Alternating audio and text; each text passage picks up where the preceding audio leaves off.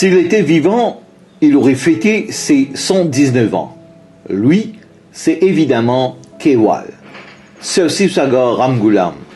C'est lui qui a su provoquer son destin et l'histoire de son pays.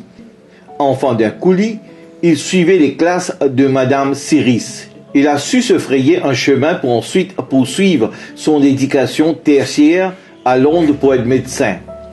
À partir de 1936, il s'intéressa à la chose politique. Son but est d'aider ses compatriotes à une meilleure vie.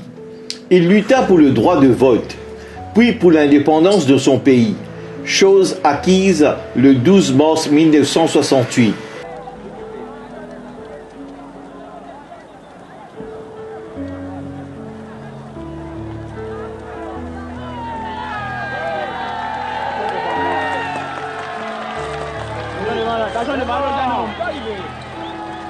En effet, il choisit la même date que la marche du sel de Mahatma Gandhi.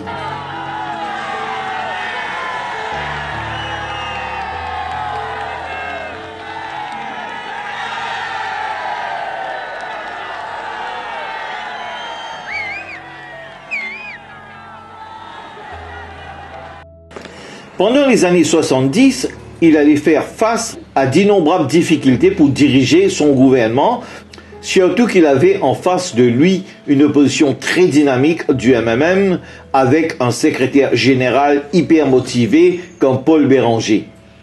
Ajouté à cela, il y avait une équipe vieillissante dans ses rangs, ce qui n'arrangeait pas les choses.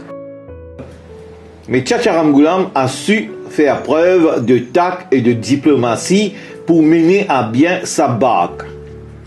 En 1982, avec le premier 60-0 de l'histoire de Maurice, il quitta la vie de politicien, malgré qu'il reste entre-temps le leader du Parti travailliste.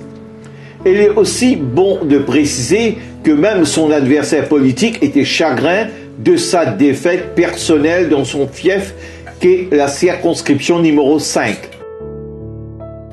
Salihu Jagannath, malgré qu'il était son adversaire pour le fauteuil de Premier ministre, était attristé de cette défaite. Moi, il y a un des gens qui sont payés, non? Pas pour une 60 euros, pour une 50 000 francs. Parce que moi, je suis tellement convaincu que sa population-là, pour elle a quand même une gratitude. Hein? Je pourrais en faire pour SSR, qui fait autant. Dans les clients tombés, moi aussi, ça s'est doucement atterré. Moi, je suis bien chagrin. Et moi, je suis chagrin surtout que tout le monde n'a pas fait de reconnaissance pour tout ce qu'il a fait. Ça, c'est peine moi beaucoup. Et ça, il tient à faire vraiment une grande surprise que ça doit tomber dans cette élection-là. Et c'est vraiment beaucoup de peine. C'est vraiment bien chagrin. En bref, Sir Sagar Ramgoolam était un des rares de ces politiciens qu'on surnomme le gentleman politicien.